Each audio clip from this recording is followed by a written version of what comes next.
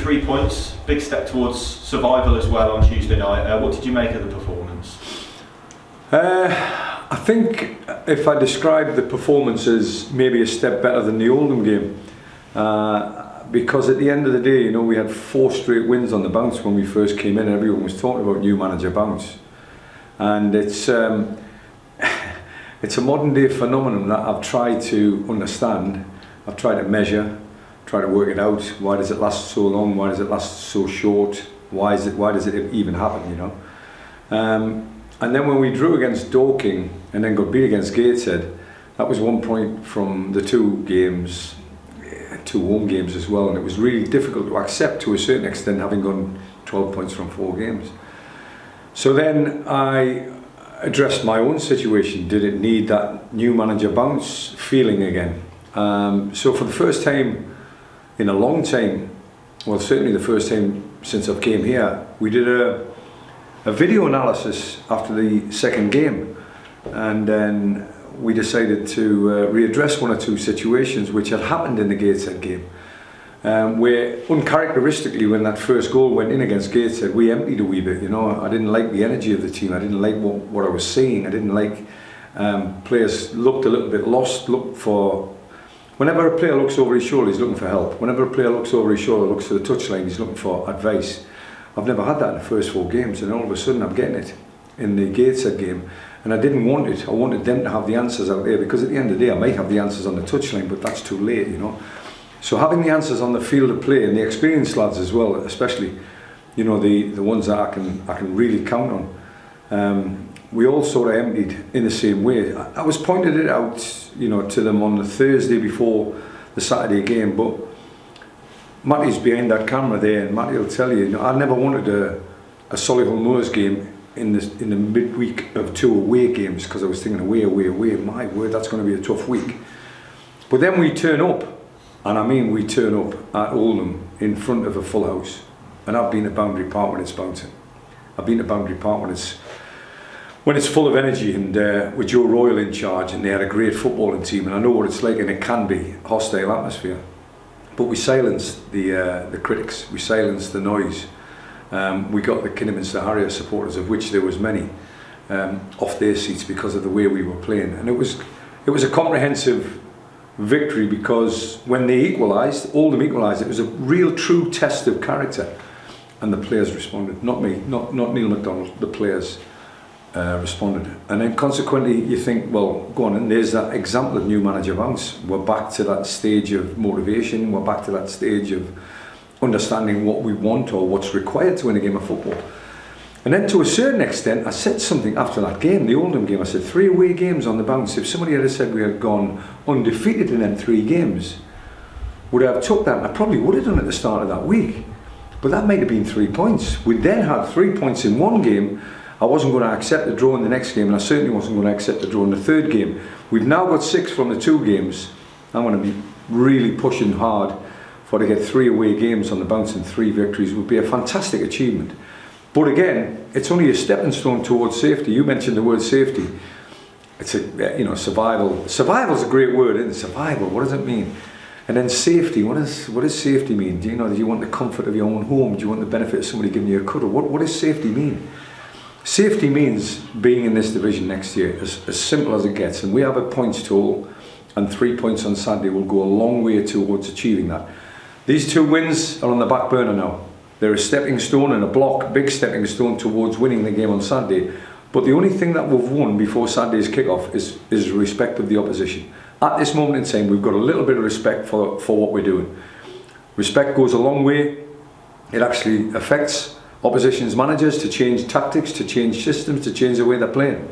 But as far as we're concerned, we have a tactic, we have a system, we have a way of playing, and we are sticking to that per man to a T. And if we carry on doing that between now and the end of the season, I'll be very happy.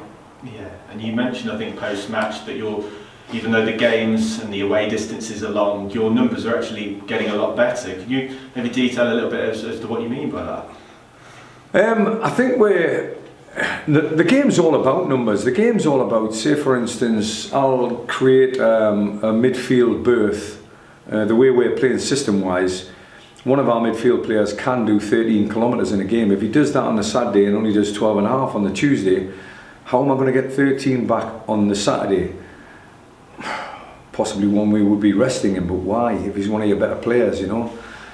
So all of the things, it's not just about running 13 kilometres, it's about what you contribute to the game. How many passes, how many forward passes, how many passes into the final third, how many opportunities has he created? Has he got a range of passing? Is he getting on the end of things? You know, is he getting a chance to score goals? All of these things are part of a midfielder. But invariably, we're talking about midfield players doing 13 kilometres. So that's a box that certainly the likes of Zach Brown, Shane Byrne, and now Regan Griffiths are all ticking. They're ticking that 13 kilometre box. Now, if they do that on a regular basis, they've got every chance of playing. So that's the first, shall we call it, prerequisite of a midfield player for Kidderminster Harriers.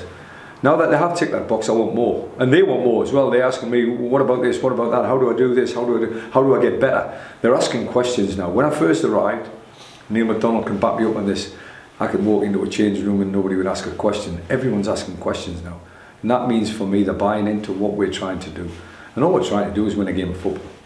Yeah, and something, obviously you've got Jack Lambert and Alex Penny have scored pretty decent, I guess, individual effort where they've strode through the middle of the pitch, they've hit a shot from range. Is that maybe a sign that confidence is starting to flow in the I think, yeah, Louis, you said it was, wasn't it? Yeah. Louis, I think the final third stuff is starting to come. It's not the end product by any stretch of the imagination. You know, we're in the fifth tier of English football. Unfortunately, I've got supporters of Manchester City, Manchester United, Newcastle, you name it. Sunderland supporter here. So we are privy, if you like, at the weekend to watching games at the highest level. I mean, the highest level in the world. You know, the English Premier League is just an outstanding division, and you're going to get blessed with more and more great goals. We are taking the handbrake off. Our process of getting into the final third has actually ticked a few boxes, but getting there and staying there and playing in there is three different things. You know, and now all of a sudden the players are playing with less nerves, I think, and they were a little bit nervous at the start. You know, one manager's got the sack, a new manager's come in. They're really conscientious, these guys. I mean, the team are really getting the manager the sack hurt them. I've got to say that. You know, Russell Penn, Jimmy O'Connor, they're two great guys, but they got them the sack. They felt responsible for that. Now, if you tell me another football team that's ever done that in my career, I'm like, what are you talking about? It's normally the manager's going, what's a new manager all about? And then as a new manager, you're coming into a group of players that basically are not caring. This group care. This group care about Kidderminster Harriers. This group care about the club. They care about the chairman. They care about Dean Holsworth. They care about the supporters. Everybody that's connected with the club. And with a manager telling them maybe how to win a game of football, because they're looking at somebody who's been at a higher level, they're actually listening with intent. And the beauty of that is, when you're listening, if you carry it out on a Saturday, we've got a chance of winning. I'm not saying we will, we've got a chance of winning. So the care side of it, you know, the honesty of the players goes a long way.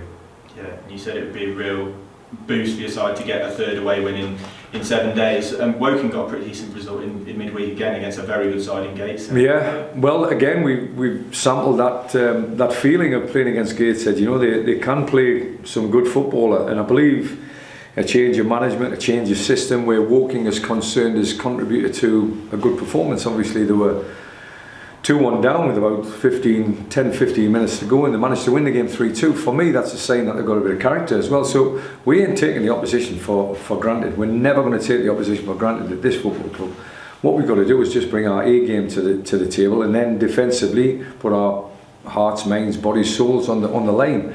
And when we do all of that, we've got a better chance of winning. It's as simple as that. If somebody threw a point at me now, I probably would have took it at the start of the week. I won't take it now. I won't accept that now. Because these guys, I'm talking about us as a change room, these guys are now setting the bar even higher. They're raising the bar beyond my expectations so far. 6 wins, 1 draw and 1 defeat. That's beyond what I actually thought when I first arrived. I thought this is going to be a longer process and might survive on the last day of the season. Who knows? Who knows? We've had these kind of feelings and examples, myself and Neil MacDonald at previous clubs. You know, we've all been in survival campaigns. This is a different vibe, this is a different feel. I didn't think it was a beaten team before we arrived. I thought it was a team that was still in a game. And I mean still in every game. It's just, there was just ways and means of getting over the line, and they found a way of getting over the line in every game, more or less, apart from one. If we can find that way on Saturday, then it should be a good game of football. I'm looking forward to a feisty game of football, but I'm looking forward to a good game of football. Thank you very much, Phil. Appreciate that. No problem. Thank you very much. Love to speak to you. Just a word on the away fans. You've talked about the commitment of those that travel. Yeah. To Hartlepool and to Dagenham in a week in smallish numbers, but great commitment. Just thinking, in proportion, you've obviously managed at some big clubs, some big stadiums, where the support has been far greater than it's possible to be at Kidderminster. But even for you, the last 2 away crowds, that must take some beating in terms of an atmosphere. It's well, when you're talking about, straight away, Matty, you're talking about numbers, and it's not just about numbers, it's about commitment to the cause. You know, if I look at numbers, well, hold on a second, let's look at the numbers of the bank accounts of the ones who travel to Hartlepool, then went to Dagenham and Redbridge. If you're a working class person, you're going to be short at the end of the week. You know, you've got all of that celebrating to do. Imagine that. You know, we've won a game, we might as well have a couple of pints on the way home. For me, at this level, I think it is a feeling that if you understand that supporters, you know, I'm not saying the country's flourishing by any stretch of the imagination in terms of the economy, so I'm not saying for 1 minute that the people that come in to see Kidderminster Harriers play are loaded or pockets full, bursting full of money. But what they want is entertainment, understand that part. When you can't entertain, win. And if you can entertain and win, wow, I think we're going to send them home happy, and they won't be looking at the bank account at the end of the week, they'll be looking at the next fixture. Me personally, I look at these 3 away games, and we've got 6 from 2 games. If we can get 9 from 3 games, I want to put a challenge down to the Kidderminster Harriers fans at home. Can we fill the house? Can we fill the stadium before York and Fylde? Can we fill that? Because we've travelled now and we've got 9 points from 3 games. There's good competition in the squad. Obviously, we saw that with Regan coming into the team in the skipper's absence. Just in terms of team news with Shane and Sammy and Matty Preston, just wonder how the ranks are doing and how the bodies are. Shane probably will, I would think, would be available. My honest opinion, he'll be available for selection. I think he'll train tomorrow, which is great competition in there, because Regan showed that he can more than play in that position. Brownie's pulling up trees at the moment. And the stand-in skipper, if you want to call him that, Chief, is now suspended. So if Matty Preston was available, the 4 games on the bounce that Matty was part of, it would be automatic. But we've obviously got Cole in from Bromley, and Todd from Bromley as well. So the competition for places is now absolutely rife. I've now witnessed a training session today, and for the first time I've seen Sammy Robinson training. And I managed to twist the physio's arm up his back just to give him a floating roll, so there was no contact for him, but just give him the ball. Listen, when you're injured, you're running how many kilometres, it's unbelievable, it's a thankless task. And all you're doing is building the body up for that moment when you get the ball. But we've given Sammy a little taste of the ball today, and Matty. So they're not far off. Probably Matty more than Sammy, because Sammy's been longer term, but Matty could be, fingers crossed, could be available for next Saturday, but not this. And for you, I guess the utopia would be all those bodies are fit. You've got a really tough job to actually pick a team, haven't you? Best part of the job.